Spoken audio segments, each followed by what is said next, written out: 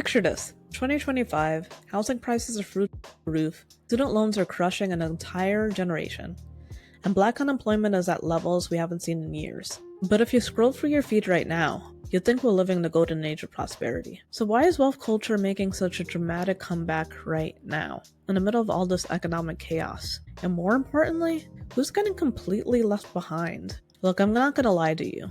Wealth is having a moment right now. And I'm not just talking about the obvious stuff. Luxury. Bags that cost more than people's rent. I didn't even try energy. The soft life hashtag has 500 million get ready with me videos are shot in walk-in closets bigger than my apartment. And don't get me started on the explosion of financial freedom coaches selling $3,000 courses on how to manifest abundance while living in their parents' basement. But here's what's really interesting. It's, well, kind of political. Trump's return to the spotlight has brought that Reagan aspiration, that whole greed is good mentality. We're seeing trickle-down aesthetics, not just economics, even if the actual policies aren't trickling down to, well, anybody. It's like we collectively decided that if we can't have economic security, we'll at least have economic fantasy. Pleasure to introduce Mr. and Mrs. Donald Trump.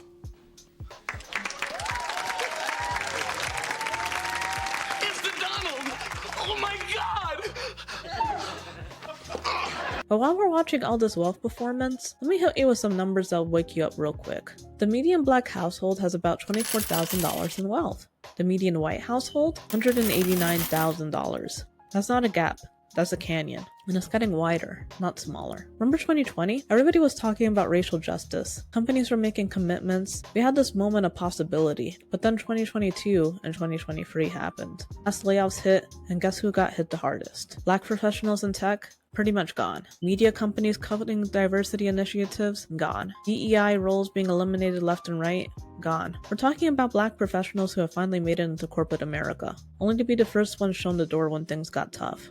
And here's the cruel irony. While Black home ownership rates are actually falling, we're at levels we haven't seen since the 1960s. Pandemic-era wage stagnation hit Black workers the hardest. Rising costs of living outpacing income growth has made student loan debt disproportionately affect Black families. So we had this weird split reality. Aspirational wealth culture is everywhere, while actual wealth is becoming more and more out of reach. Now let's talk about why this is happening now, and how social media is basically gasoline on this fire. Platforms like TikTok and Instagram don't just favor wealth content, they require it.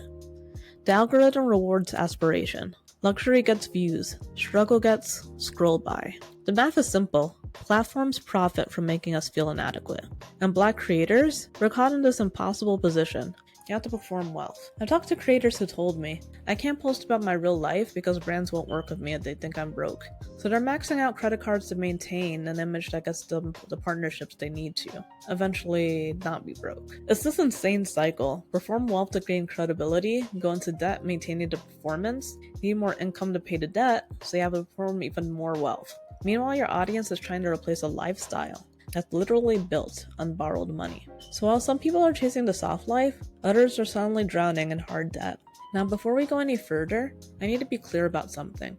For Black folks, wealth is signaling isn't always about vanity or keeping up with the Joneses or the Jeffersons. Sometimes it's literally about survival. Let's get real about our history for a second. Black excellence, Sunday best, looking put together, these weren't just about style. They were about safety.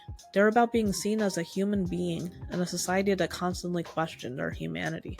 Your grandmother knew that walking into a white neighborhood, a job interview, or even a grocery store, how she looked could determine whether she made it home safely that night. Respectability wasn't just politics, it was survival. And that hasn't disappeared.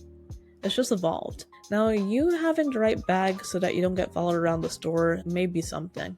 You having the right car so you don't get pulled over may be something as well. Those survival instincts are now being weaponized by hyper-capitalist systems that know exactly how to exploit our fears and desires. Companies know our history. They know we've been excluded from wealth from generations to generations, so they market to us like we're trying to make up for lost time. They say things like, you deserve this, you've earned this. This is your moment, girl. And they're not wrong. We do deserve better. But they're selling us individual solutions to systemic problems. So I'm not here to just complain, I'm here to find a way forward. First, let's be clear about what doesn't work. We can't shame people for wanting more. We can't tell folks to just be grateful for what they have when what they have isn't enough to build a life on. And we definitely can't pretend that individual budgeting tips are going to solve systemic wealth inequality. What do we need instead? Maybe community-based wealth building. So instead of everyone trying to make it on their own, what if we started thinking about collective wealth? Buying clubs, investment groups, community land trusts, building wealth together instead of competing for scraps. The stress of growing up without economic security doesn't just disappear when you get your first good job. It shows up in how we spend, how we save, and how we think about money. Now, some people hoard money because we're terrified of being broke again. Others spend everything because deep down, we don't believe we deserve to keep it. Now, here's what I want to offer instead of the wealth performance culture. What if success looked like having enough? What if prosperity meant peace of mind, not performance anxiety? Because your worth isn't measured by your wealth, and success doesn't always look like luxury. Sometimes it looks like sleeping well at night because you know your bills are paid. So here's where we are.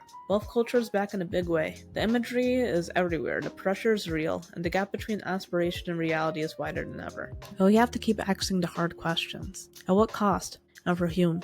Who's getting left behind when we're all watching the show? So if you're tired of financial shame culture, and if you're ready to build something real instead of performing wealth, and if you want to have honest conversations about money that don't end up with someone trying to sell you a course, then you're in the right place. Let's talk about wealth of soul. Let's build prosperity that doesn't require performance. Because at the end of the day, the best wealth is the kind that lets you sleep at night, not the kind that keeps you up